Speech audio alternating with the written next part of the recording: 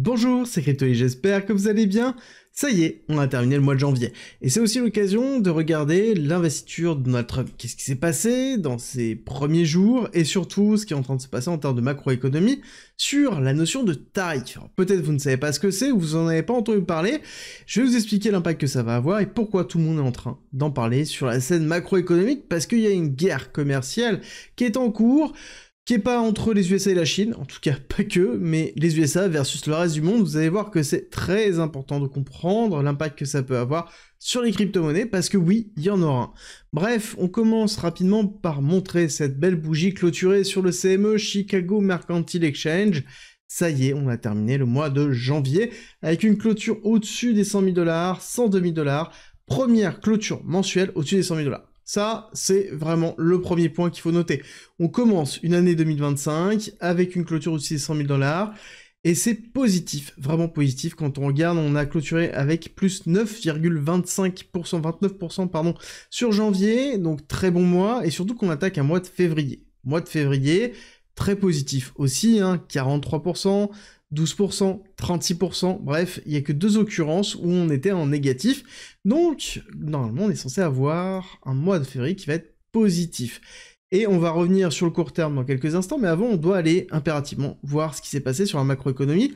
Au niveau des chiffres, bon, à part le PIB trimestriel qui était horrible, tout le reste a tenu, l'inflation aussi, et quand on regarde le S&P 500, on a fait une clôture mensuelle, pareil aussi, qui est au-dessus des 6000 points.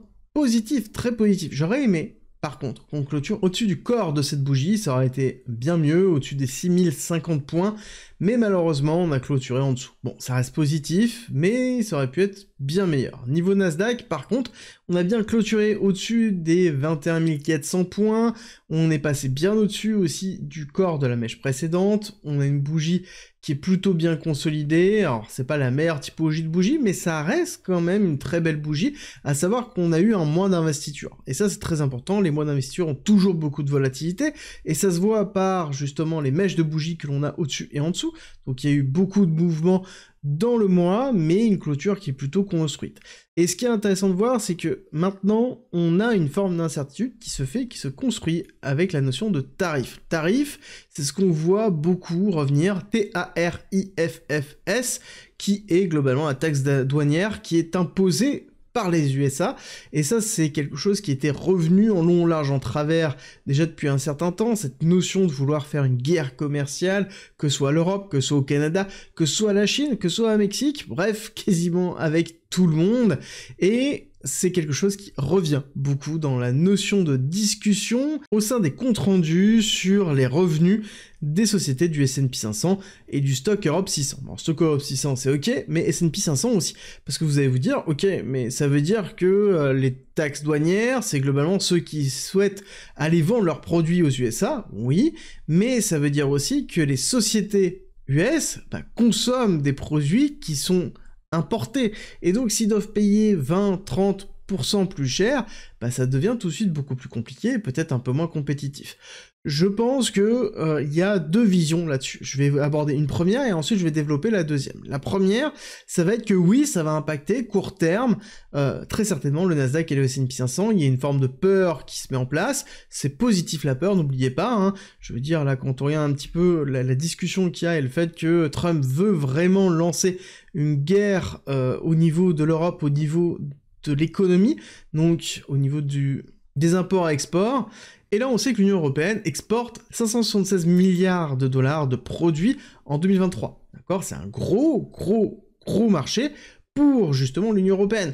C'est le cas aussi pour la Chine, c'est le cas aussi pour Mexique, pour Canada c'est encore pire, c'est plus de 80%, mais on est vraiment dans une volonté de dire, ok, si vous voulez vraiment aller sur le marché américain, je vous mets une taxe douanière, nous on va empocher, on va récupérer cette taxe douanière, et surtout, si jamais vous ne voulez pas cette taxe douanière, peut-être il faudra faire autre chose.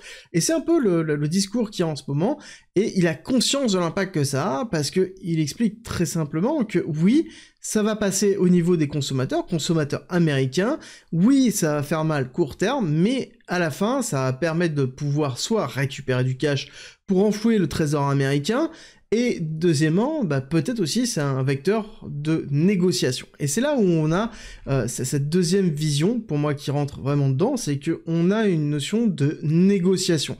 C'est-à-dire que si jamais on veut baisser les taxes douanières, à ce moment-là, on va rentrer dans une notion de négociation dure. Par exemple, avec l'Europe, il a été assez clair, il veut qu'on consomme plus de son pétrole, plus justement du gaz américain, et cette augmentation de consommation permettrait de rééquilibrer la balance commerciale américaine, et donc derrière diminuerait les taxes. Donc on est vraiment dans cette lutte de pouvoir. Et quand on voit une lutte de pouvoir de ce style-là, il faut bien comprendre qu'on aura ici des perturbations sur la tech US, sur le S&P 500, d'accord, sur l'économie américaine, mais en tout cas il va y avoir beaucoup de peur, mais est-ce qu'il va y avoir beaucoup de mal? Pas forcément. La peur peut se concrétiser, oui, par peut-être des contractions court terme au niveau du S&P 500 et du Nasdaq, mais on aime la peur. Rappelez-vous, ce sont toujours dans ces situations où on nous vend de la peur que ce sont des situations fortes qui sont en amont d'accélération. D'accord? Généralement, quand on a un crash, ce n'est pas en ayant peur avant qu'on ait le crash. C'est généralement à l'inverse. Alors oui, on peut avoir une contraction, mais ce sera une contraction court terme, beaucoup de personnes vont avoir peur, on va nous survendre ça, mais je pense que à la fin, il y aura une stabilisation, il y a une rupture, parce qu'il y a une rupture avec l'arrivée de Donald Trump qui chamboule absolument tout, une forme de remise en question de l'ordre économique mondial, et qui essaie de rétablir des balances commerciales en disant « Ok, si vous voulez aller plus loin, c'est simple, je vous mets 25% de droits de douane, mais par contre, si vous voulez toujours du dollar et que vous refusez toutes les autres monnaies et que vous utilisez que le dollar, à ce moment-là, ces 25% vont devenir 10%, ou voire même 0%.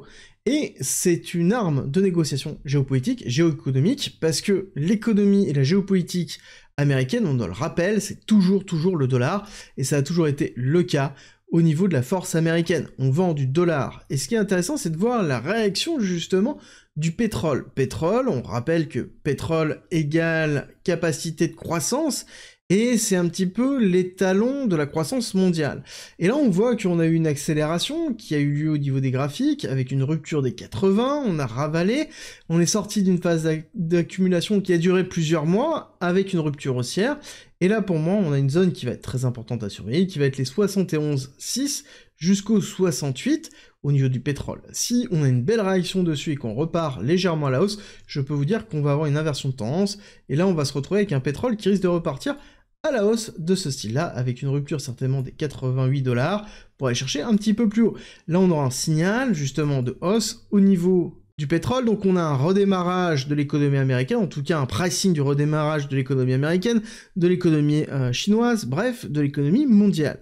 Par contre, si on voit qu'on a une rupture ici qui peut très bien arriver, parce que je rappelle qu'il y a un ordre qui a été donné par Donald Trump, qui est Drill Baby Drill, alors peut-être ça vous parle pas, mais ça veut dire qu'il a ouvert les vannes au forage américain, on ouvre les vannes au pétrole américain, donc on va augmenter le nombre de barils qui vont être produits, consommés et générés par les USA, et c'est pour ça que justement ils attendent que l'Europe consomme plus, parce qu'ils produisent plus, et en même temps, en faisant ça, c'est une guerre ouverte aussi aux principaux pays producteurs de pétrole, Russie, pays du Moyen-Orient, qui sont généralement tributaires du prix du baril de pétrole pour pouvoir continuer leur développement, d'accord? C'est leur manne économique.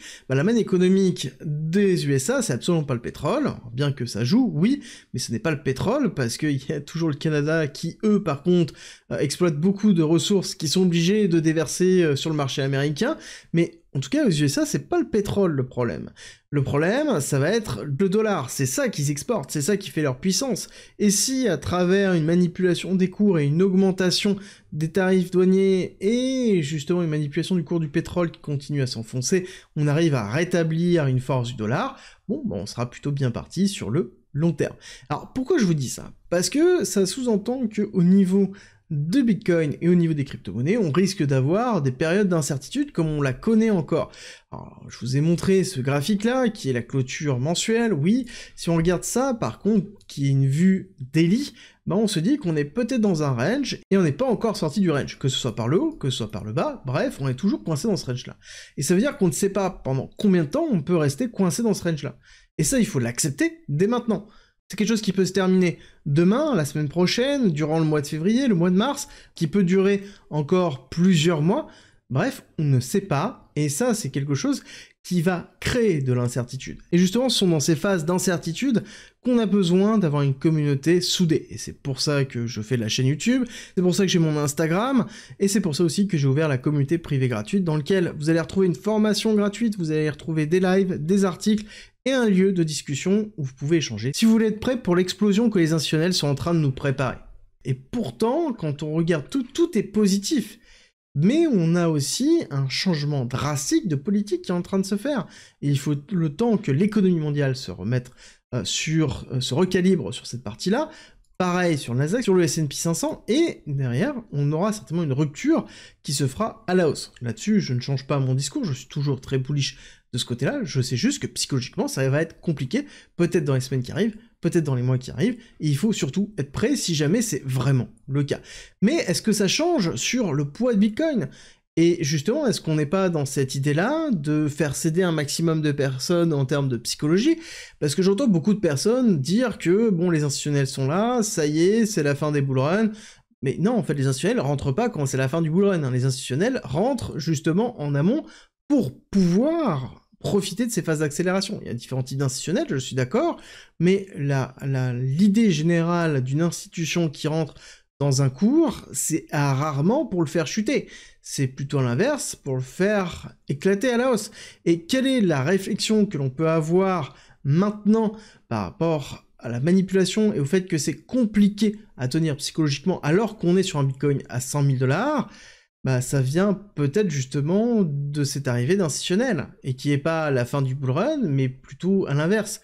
C'est-à-dire que là, on valide qu'en janvier, on a 31 000 BTC qui ont été achetés par les institutionnels à travers les ETF. 31 000 BTC en janvier. C'est énorme. Alors pour vous donner un peu une représentation, pour bien comprendre à quel point ça change le game, à quel point on est dans un changement drastique de ce côté-là, au niveau de la crypto-monnaie, le meilleur moyen, c'est de vous dire qu'actuellement, ça représente 6% de la totalité des BTC en circulation. Peut-être ça vous parle pas plus que ça, ok, bah y a pas de problème, on va descendre dans certains graphiques.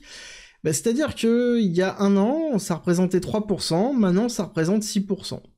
Ça veut dire qu'on a doublé le nombre de BTC qui étaient détenus dans les ETF. Mais là, vous allez me dire, oui, mais les ETF ont commencé il y a un an, en janvier, le 11 janvier 2024. Oui, sauf que avant, on avait GBTC, qui était le fonds de Grayscale Capital. Alors, c'était pas un ETF, c'était un fonds qui détenait lui-même un petit peu moins de 3% de la supply à l'époque. Et c'est eux qui avaient fait le bull run majoritairement, l'accélération de 2020 et un bout de 2021. Et là, on a fait l'équivalent en un an. Alors qu'eux, ils avaient mis beaucoup plus de temps à le faire.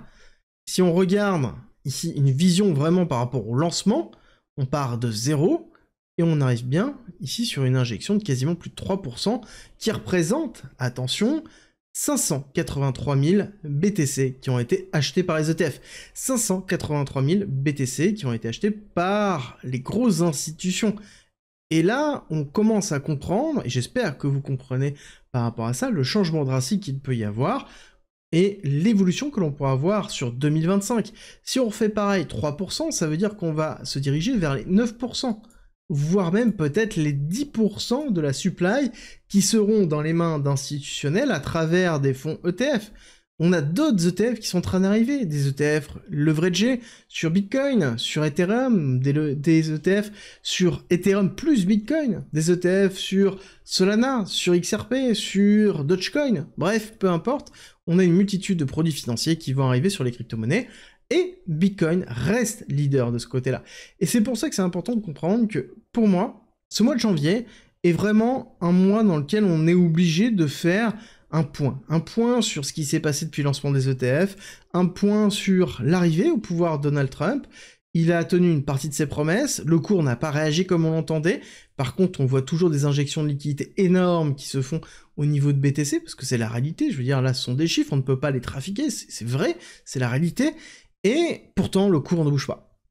Et là il faut peut-être se poser des questions. Se poser des questions non pas est-ce que le bull run est terminé, à ce moment-là quel est l'intérêt de faire rentrer les institutions et de parler d'avoir des États fédéraux rentrés dans des achats de BTC, mais plutôt de se poser la question, pourquoi on ressent ça maintenant? Quel est le transfert de Bitcoin qui se font? Quel est le transfert de crypto qui se font? Est-ce qu'elles se font d'un retail vers les institutionnels ou les institutionnels vers un retail? À vous de me dire. Moi, personnellement, j'ai ma réponse. Je pense que vous avez aussi votre réponse. Mettez-la en commentaire, ça m'intéresse de voir quelle est votre vision par rapport à tout ce que je vous ai expliqué. Ce sera tout pour aujourd'hui, et avant de partir, n'oubliez pas, on like, on partage et on s'abonne, ça me soutient, et on se retrouve très vite pour une nouvelle vidéo.